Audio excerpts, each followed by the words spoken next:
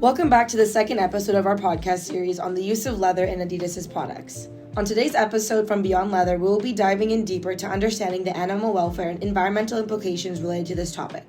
My name is Sahana, and today I'm your host, joined with Daphne, Zaid, and Ribav. Wait, so do you guys actually know what leather is made of?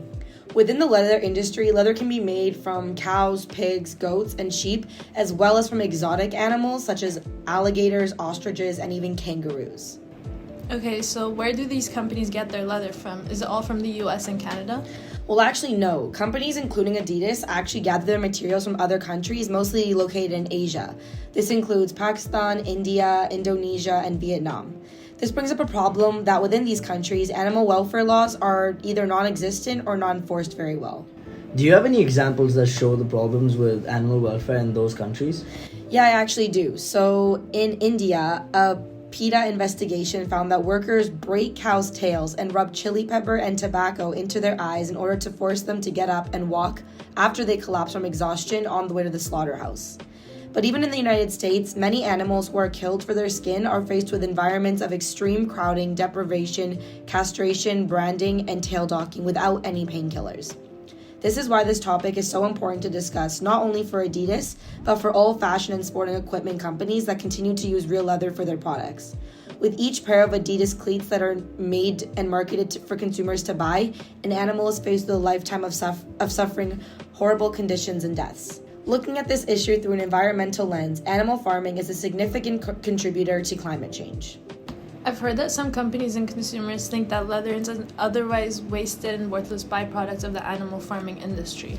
This is actually very false. It has been researched that globally, leather accounts for up to 26% of major slaughterhouses' earnings. Additionally, studies done by Circumfauna show that while cow skin releases methane during its rotting process, further processing the skin results in even more environmental harm. The skin of animals goes through the following steps before it's ready to be bought by consumers as a product, such as a soccer cleat. First, cattle sourcing, which is raising and slaughtering cattle. Second, leather tanning, which includes turning raw animal hide into leather. And third, leather processing, where leather is turned into goods.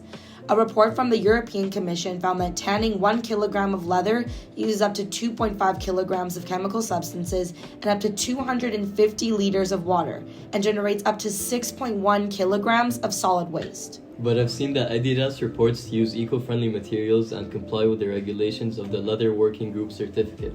Yeah, so that's actually Adidas using greenwashing to make their leather be viewed as sustainable. However, this certification does not account for farm-level impacts, which make up the majority of the negative environmental effects caused by leather. So overall, looking at all the issues with animal welfare and the environmental implications of real leather used for products made by Adidas, it is clear that there needs to be a change. This is now unacceptable, and with all the examples shared in today's podcast, it is clear why. We hope you learned some more about this issue, and we'll see you in our next episode talking about what Adidas competitors are doing and the effects of those decisions and choices.